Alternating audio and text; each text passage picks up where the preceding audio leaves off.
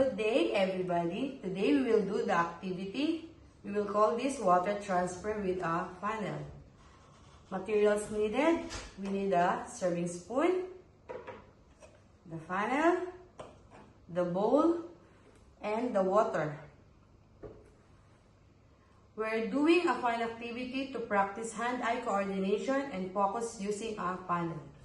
First, you have to pour water into a bowl and place the funnel in the empty bottle.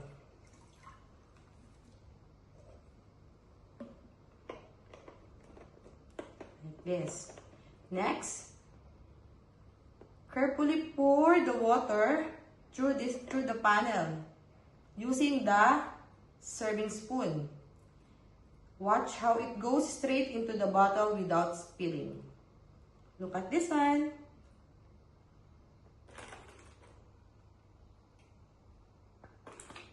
Repeat the step at the several times.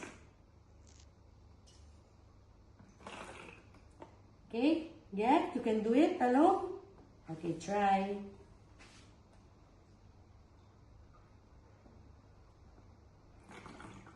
Yes, very good. Slowly.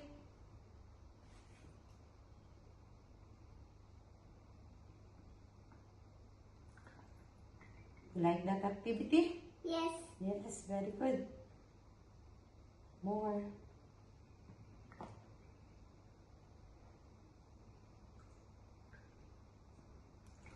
Okay, just do it. Continue. This simple activity is great for improving fine motor skills and concentration and learning cause and effects. Enjoy. Have a nice day.